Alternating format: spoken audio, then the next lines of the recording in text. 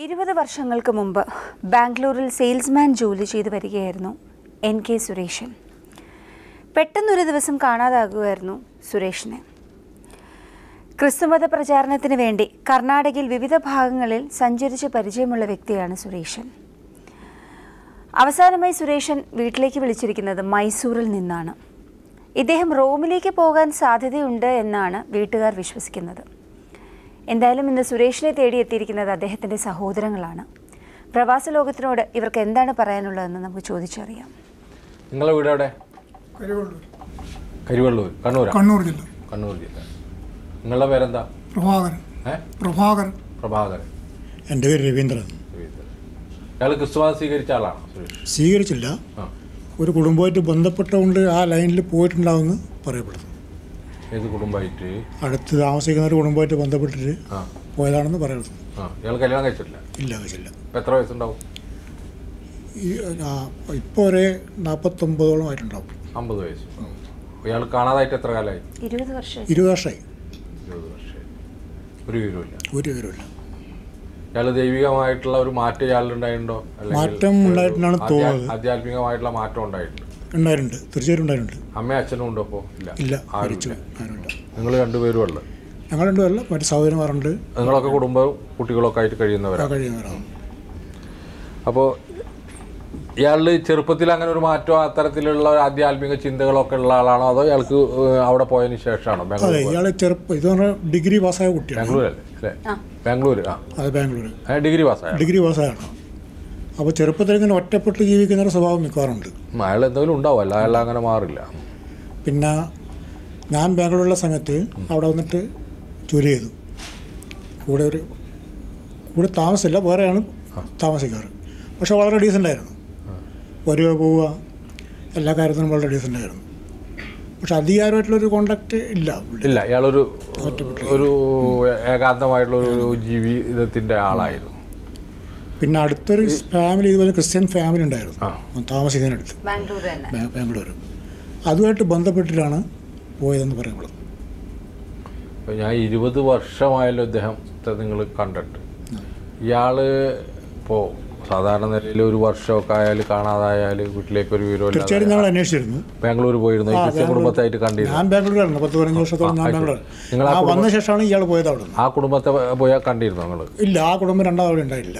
ഇപ്പോൾ നിങ്ങൾക്ക് ഇയാളെ അന്വേഷിക്കാനൊരു സ്ഥലം ഉണ്ടായിരുന്നില്ല? ഇല്ല. ഇയാൾ ജോലി ചെയ്ത കമ്പനിയിൽ നിന്ന് ഇയാൾ അപ്രത്യക്ഷമാവുകയും ചെയ്തു. അതെ, അവിടെ നിന്ന് പോയി.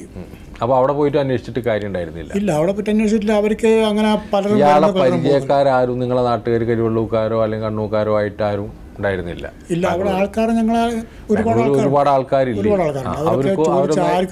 അവരായിട്ടൊന്നും യാതൊരു ബന്ധവുമില്ല, കോണ്ടാക്റ്റില്ലല്ലോ.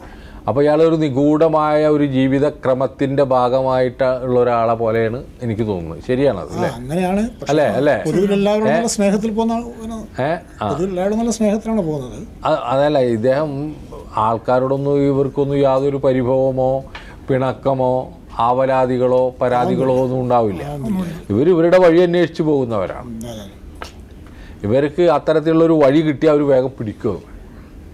അപ്പോൾ അത്തരത്തിലുള്ളൊരു വഴി അയാൾക്ക് കിട്ടിയത് ഈ ക്രിസ്ത്യൻ കുടുംബത്തിലൂടെ ആയിരിക്കും. അതാണ് സംഭവിച്ചിട്ടുണ്ടാവുക. പിന്നീട് അദ്ദേഹം കുടുംബമായിട്ട് ഒരു ബന്ധപ്പെടൽ വേണ്ട എന്നാലോചിച്ചിട്ടുണ്ട്. മനസ്സിലായില്ലേ?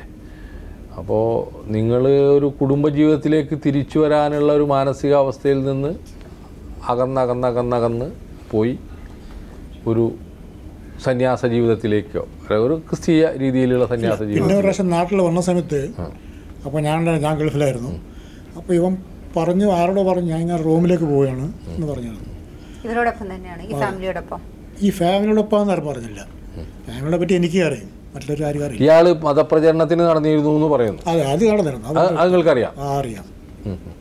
അതങ്ങനെ നടന്നിരുന്നതായിട്ട് മറ്റുള്ളവർ പറഞ്ഞോട്. പ്രസംഗിക്കാം പള്ളികളിലും ഇങ്ങനെ കൂട്ടത്തിലൊരു പ്രവർത്തനം, പള്ളികളിലൊക്കെ പോകും, അങ്ങനെ പ്രവർത്തനം. മിഷണറി പ്രവർത്തനങ്ങളുടെ ഭാഗമായിട്ട് ഇയാൾ മാറിയിട്ടുണ്ടായിരുന്നു എന്നർത്ഥം അല്ലേ? അങ്ങനെയാണ് പറയുന്നത്. ഇയാൾ ക്രിസ്ത്യാനിറ്റിയിലേക്ക് കൺവേർട്ട് ചെയ്തതായിട്ട് നമുക്ക് പറയാൻ പറ്റില്ല. പക്ഷെ പ്രവർത്തിക്കുന്നുണ്ടെങ്കിൽ തീർച്ചയായിട്ടും ഉണ്ടാവുമല്ലോ. എപ്പോഴെങ്കിലും അതിന് നിങ്ങൾ വഴക്ക് പറയോ അങ്ങനെ എന്തെങ്കിലും ചെയ്യോ?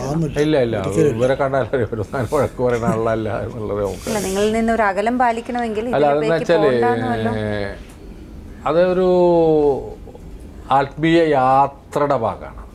അപ്പോൾ അദ്ദേഹം വേറൊരു ഹിന്ദു മത സന്യാസത്തിലോ മറ്റോ മറിച്ചോ ആണ് അയാൾ കണ്ടുമുട്ടിയിരുന്നെങ്കിൽ അയാൾ അങ്ങോട്ട് പോകും, അല്ലെങ്കിൽ ഏതെങ്കിലും സൂഫി ലൈനിലാണ് അങ്ങോട്ട് പോകുകയത്. അയാളൊരു ആത്മീയ അന്വേഷണത്തിൻ്റെ ഒരു ഭാഗമായിട്ട് അയാൾക്ക് കിട്ടിയത് ഇതായപ്പോൾ ഈ വെൻ ഫോർ ദാറ്റ്. അതാണ് എൻ്റെ ഒരു ചെറിയ, അതല്ലേ ശരി, അതല്ലേ അത്യാവശ്യം ഇവരുള്ള ആളുകളല്ലേ. അപ്പോൾ അദ്ദേഹം അതിൻ്റെ പ്രചരണത്തിൽ ഇത് ചെയ്തിട്ടുണ്ടാവും. അപ്പോൾ ഈശ്വരനിലേക്കുള്ള വഴി ആണ് അദ്ദേഹം അന്വേഷിച്ചത്. അപ്പോൾ ഒരു വഴി കിട്ടിയപ്പോൾ ആ വഴിയിലൂടെ പോയി എന്നുള്ളതേ ഞാൻ മനസ്സിലാക്കണുള്ളൂ. അല്ലേ ശരി, അല്ലേ? അങ്ങനെ തന്നെയാണ്.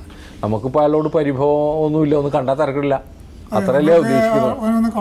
കാണണമെന്നുണ്ടാവും, സ്വാഭാവികമാണ്. ഇത്തരത്തിലുള്ള ആളുകൾ എൻ്റെ ഇതേ പ്രോഗ്രാമിൽ ഇതേപോലെ ഒരു മുസ്ലിം ആൾ അപ്രത്യക്ഷനായിട്ട് അദ്ദേഹത്തിന് ചെവി കേൾക്കില്ലായിരുന്നു. അദ്ദേഹത്തിൻ്റെ ചെവി കേൾക്കുന്ന മെഷീൻ വരെ വീട്ടിൽ ഊരി വെച്ചുകൊണ്ടാണ് അയാൾ പോയത്.